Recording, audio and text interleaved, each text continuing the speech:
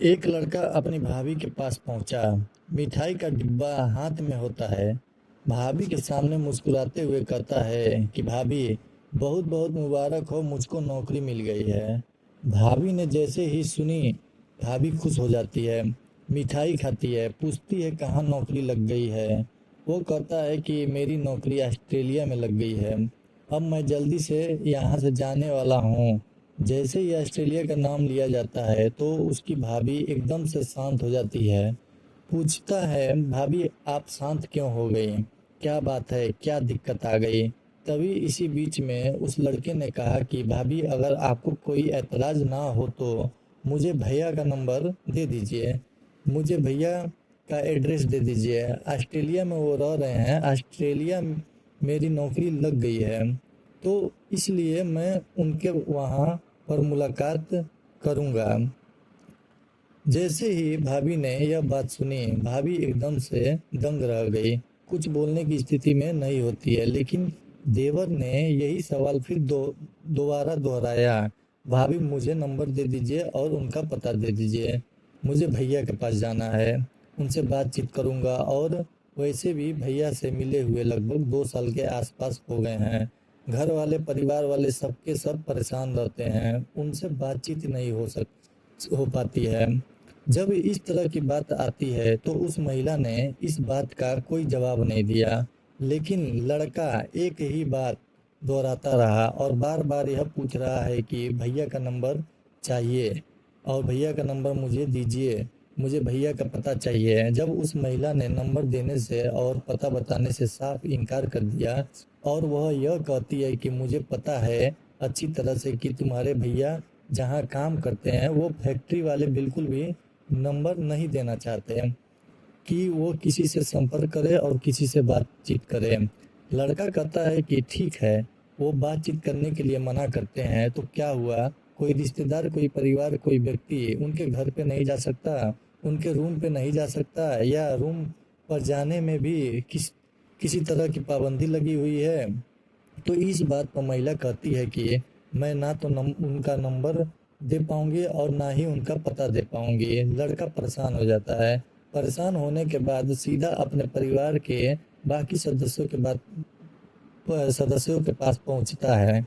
वहां जाने के बाद जो भी हुआ, देवर और भाभी के बीच में बातचीत का सिलसिला, पूरी की पूरी बात ये जो लड़का है देवर, वो सारी बात उनको बताता है। अब परिवार के लोगों को यहाँ पर कुछ शक हो जाता है। शक इसलिए भी हो जाता है क्योंकि 2 साल से ना तो उस लड़के को किसी ने देखा था, ना ही किसी ने बातचीत की थी।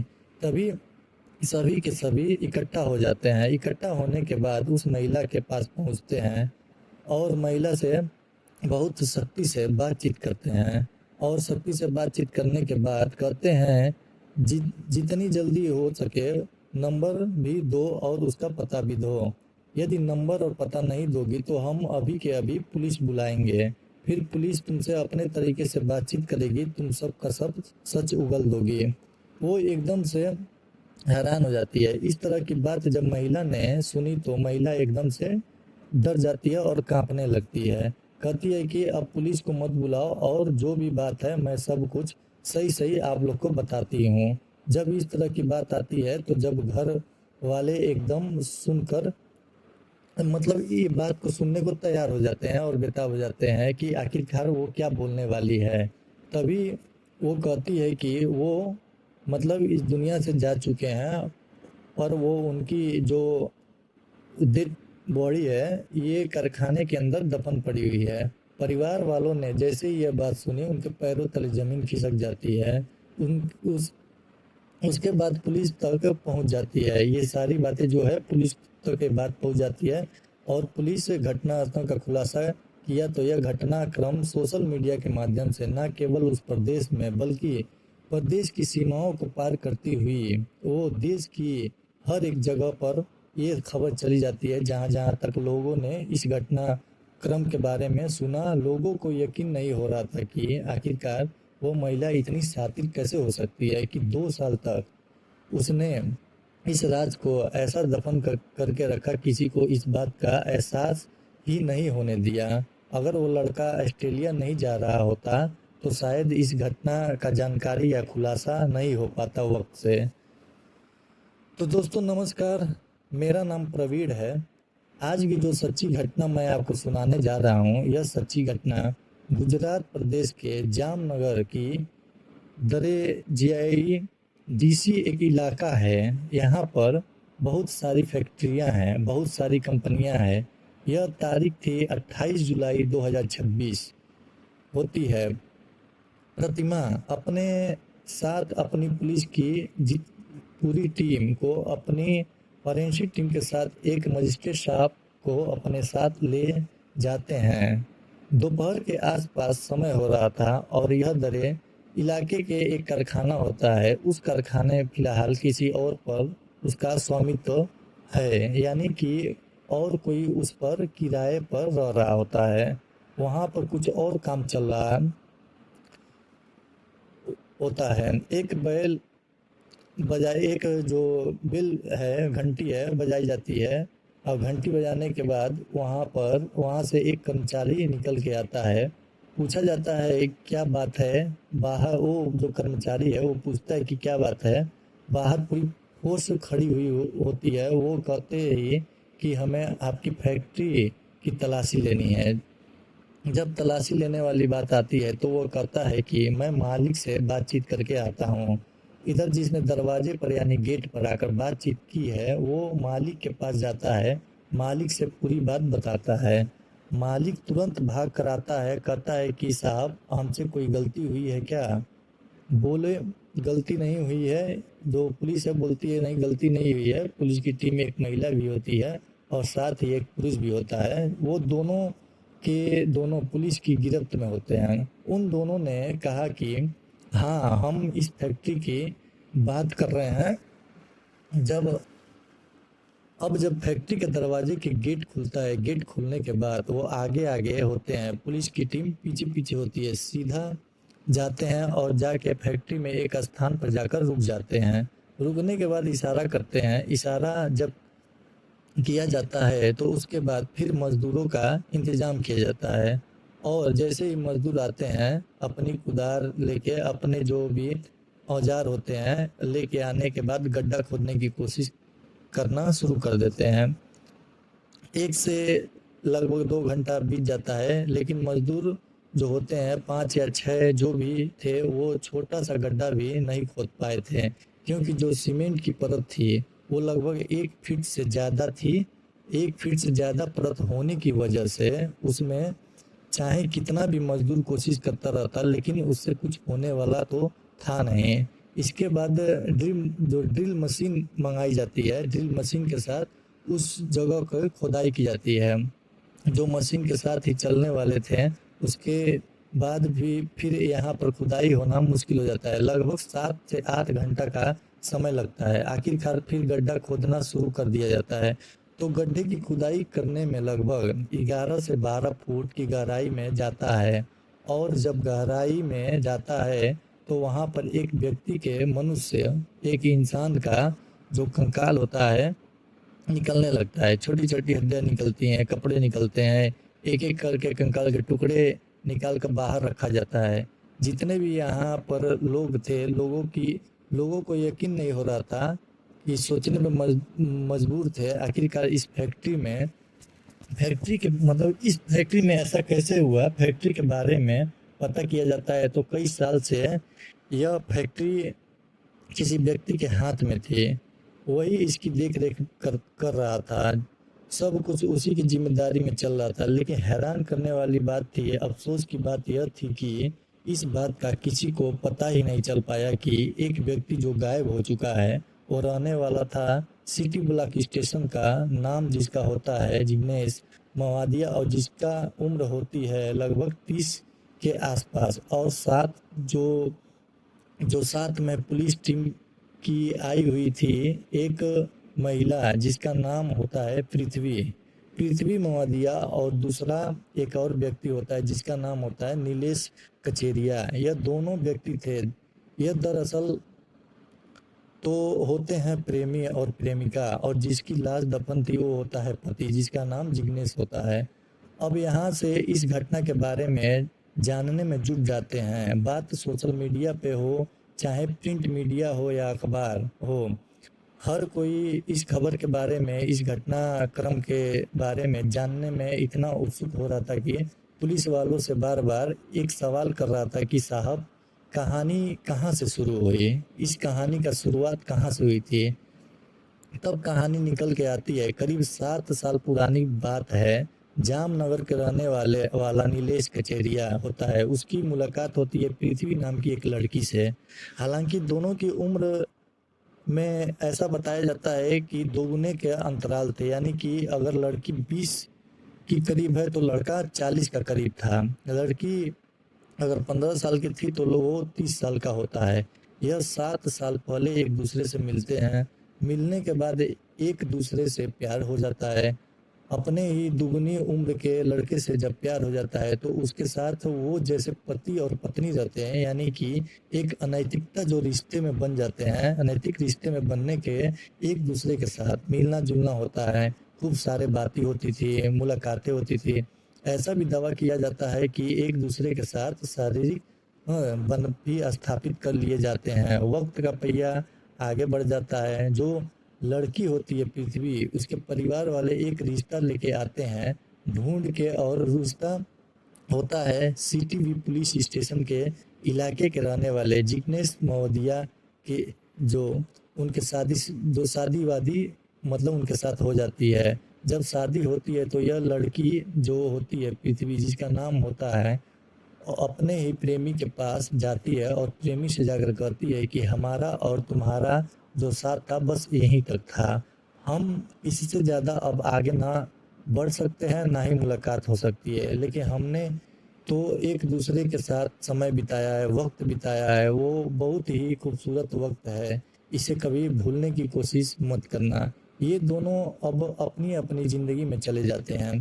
प्रेमी अपने रास्ते निकल जाता है, प्रेमिका जो होती है वो पति के साथ निकल जाती है। सब कुछ इनकी ज़िंदगी में अब नॉर्मल हो जाता है। उधर उसको 2 बच्चे भी पैदा हो जाते हैं पृथ्वी को, और वो अपने पति के साथ खुशहाल जिंदगी जी रही थी।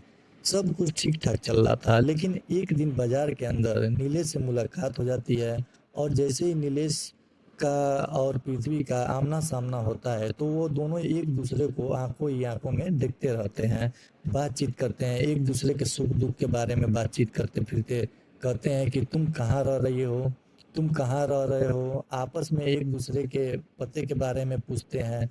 अब ये मुलाकात, ये मतलब ये जो पहली मुलाकात थी, ये मुलाकात सिलसिला लगातार अब फिर से बढ़ता चला जाता है। मुलाकातें होती चली जाती हैं। जैसे ही ये शादी से पहले मिलते थे, ठीक वैसे ही शादी के बाद मिलना शुरू हो जाता है। यानी कि जैसे उनके पहले से अमर्यादित रिश्ते में बंधे हुए थे, वैसे ही फिर से उस रिश्ते में बंध जाते हैं। सारी सीमाओं को तोड़ देते हैं, लांघ देते हैं, और मान मर्यादा को तोड़ने के बाद फिर से वो ऐसे ही रहते हैं जैसे पति पत्नी हो। लेकिन इस बात का किसी को भी एहसास नहीं था कि इस बात किसी भी मतलब इस बार किसी भया मतलब किसी को जैसे इस बार मतलब जो स्थिति में थे ना, अब इस स्थिति को अब किसी को भनक तक नहीं थी। अब इन्होंने एक प्लानिंग सोची। इन्होंने कहा कि क्यों ना कि कुछ ऐसा काम किया जाए जिससे क्या एकदम से कभी भी मुलाकात हो जाए। इसलिए उन्होंने जो दरे इलाका लगता है वो अब, जहाँ पर बहुत सारी कारखाने, बहुत सारी फैक्ट्रियां हैं, तो यहाँ पर यह नीलेश अपनी प्रेमिका से बातचीत करता है कि मैं एक कारखाना ले लेता हूँ, और इस कारखाने में हम फर्नीचर का काम करेंगे। अपने ही पति से मेरी मुलाकात करा देना। ये बात वो नीलेश वो उसका प्रेमी बोलता है, और मैं उसे पार्टनरशिप का ऑफर दूंगा। जैसे ही यह बात कही जाती है तो पृथ्वी ने अपने पति से कहा, पति जाकर उससे मुलाकात करता है, और मुलाकात करने के बाद यह कारखाना किराए पर ले लेते हैं।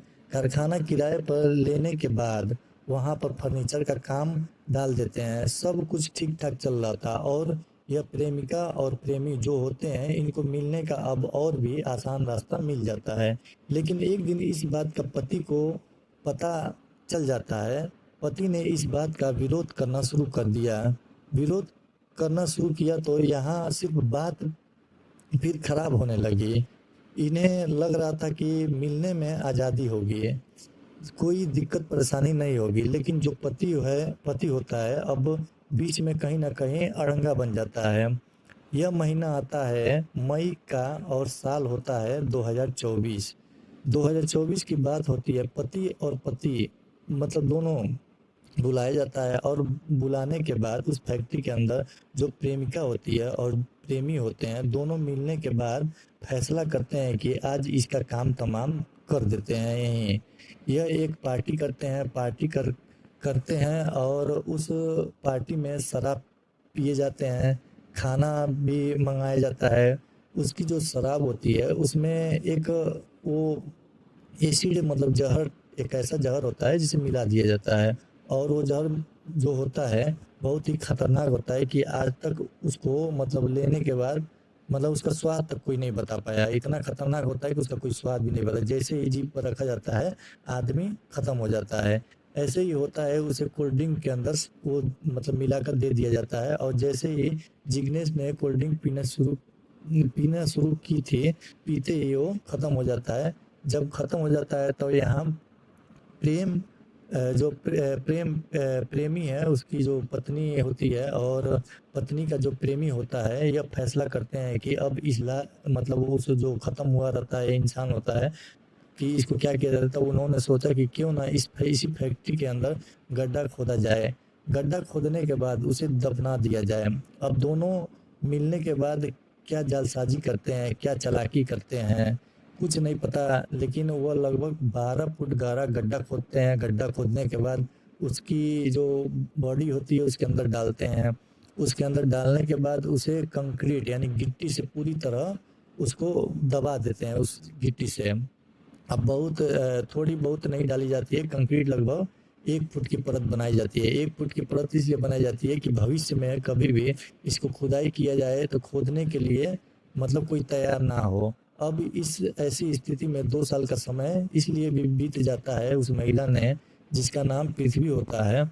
जब जिग्नेश के परिवार वालों वालों से, उसके रिश्तेदार से वो हर प्रवाह में शामिल होते हैं, हर चीज़ में शामिल होते हैं, तो चाहे कोई त्योहार हो उसके घर भी लोग आ रहे हैं। सब कुछ वो नॉर्मल जिंदगी जी रही होती है।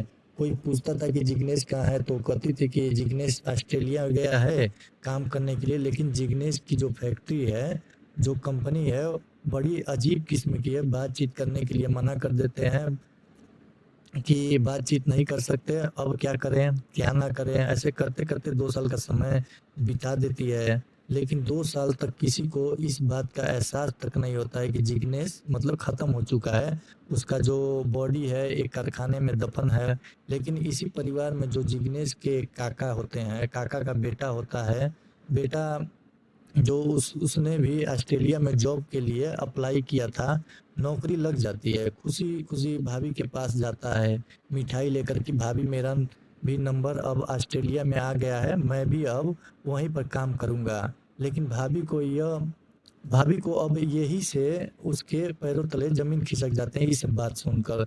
भाभी ने हालांकि बहुत कोशिश की कि ना तो पता बताया जाए ना नंबर बताया जाए, उसका काम नहीं आता है। परिवार वालों को शक होता है कि पुलिस को बुलाते हैं। जब परिवार वालों को ये बात का शक होता है तो पुलिस को बुलाते हैं। पुलिस अभी इनको लगभग 48 घंटे तक, उस महिला को, पृथ्वी को और साथ ही नीलेश को 48 घंटे तक उन्हें अपनी हिरासत में लेकर उनसे पूछताछ करती है। नॉर्मल पूछताछ में तो कुछ बताते नहीं है, जब सख्ती से पूछताछ करते हैं तब तभी कहानी निकल के लोगों के सामने आती है। और इस दौर में कहानी सामने आने के कारण आगरा में वो बताती है, जैसे आगरा में एक महिला ने अपनी पति को बाथरूम में दफना दिया था। एक बार ऐसी घटना हुई थी, जैसे क्या एक प्रेमी एक लड़की ने जो पुणे में होती है, उसने अपने ही मंगेतर को मार के उसके मतलब धक्का देकर उसे सीधा पहाड़ी से गिरा दिया जाता है। ऐसी ऐसी जो घटनाएं हैं 400 फीट की गहराई से, इस तरह का जो घटनाएं हो चुकी हैं। मेरठ में एक महिला ने सांप से अपने ही पति को कटवा कर मरवा दिया था। तो इस तरह की जो भी घटनाएं हैं, अखबारों में घटनाएं आ रही थी, ये सोशल मीडिया पर तैर रही थी, तो लोगों को यकीन नहीं हो रहा था कि ये महिला भी ऐसा कर रही होगी, चाहे करी है। अगर इन्हें अपने प्रेमी के साथ ही रहना था तो सब कुछ छोड़कर ये चली क्यों नहीं जाती है। लेकिन बार बार वो जब कत्ल की बात करते हैं तो इससे ना जाने कितने लोगों में दहशत बनी हुई होती है इन महिलाओं के प्रति कि आखिरकार आजकल की महिलाएं क्या चाह रही हैं। समझ में नहीं आता है कि बहुत से लोगों ने ऐसे फैसला किया है कि शादी करने से ही मना कर दिया। आप घबराते हैं शादी करने से कि शादी किया जाए कि नहीं किया जाए, क्योंकि पत्नी पता नहीं कब कौन सा रूप धारण कर लेगी, कब क्या कर देगी, किसी को कुछ पता नहीं रहता है, किस घाट उतार देगी। इस तरह मतलब ऐसे ऐसे अब लड़कियां हो गई हैं, मतलब उन पर अब विश्वास मतलब करना ही मतलब छोड़ दिया जाए।